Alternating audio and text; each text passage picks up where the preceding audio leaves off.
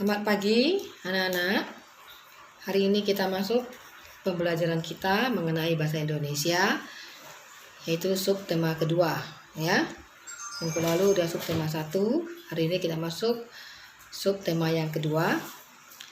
Di sini materi kita yaitu mengenai membuat peta konsep dan menjelaskan teks penjelasan mengenai media cetak. Di sini agak panjang anak ya. Hanya Ibu ambil intinya, yaitu pengertian dari peta konsep,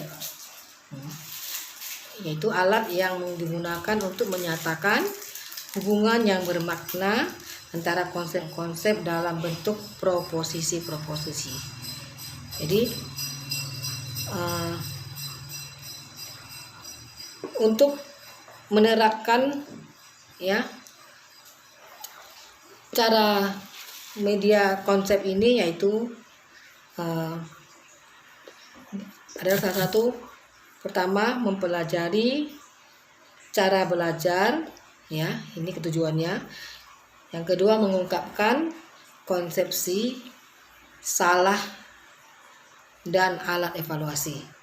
Jadi peta konsep ini ya dapat diterapkan untuk atau sama dengan tujuannya, yaitu mempelajari cara belajar, mengungkapkan konsep, salah, dan alat sebagai evaluasi. Jadi minggu lalu kita sudah mempelajari mengenai tema-tema ya. Sebelumnya di tema sebelumnya sudah dipelajari mengenai peta konsep.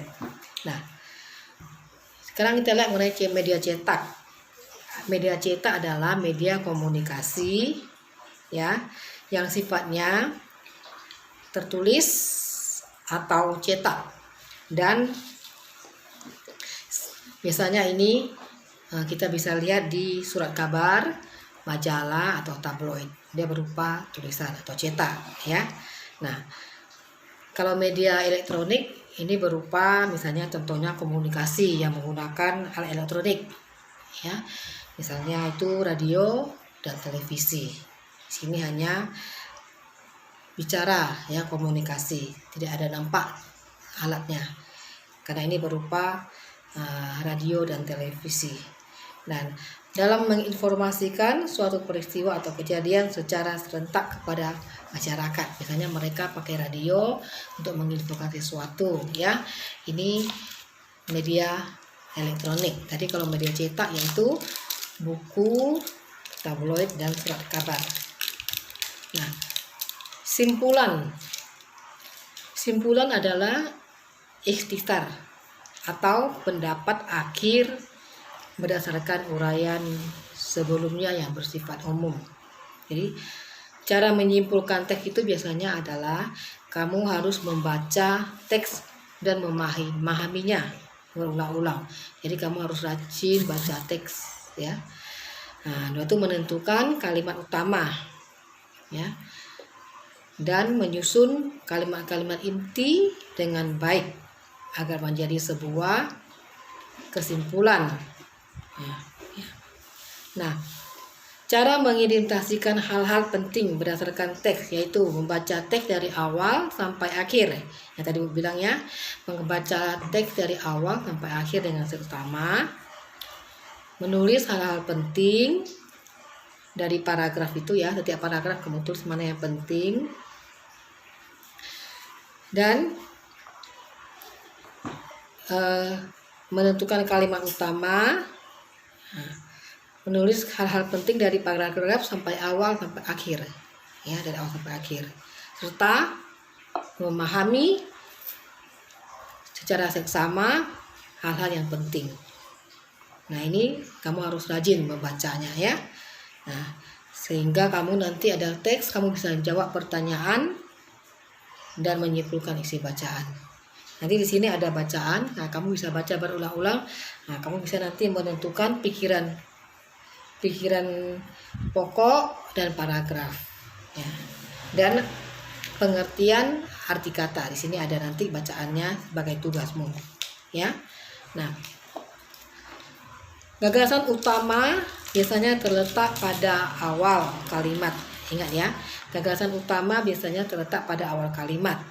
Nah, kalimat utama terletak di awal, di akhir, maupun awal dan akhir paragraf.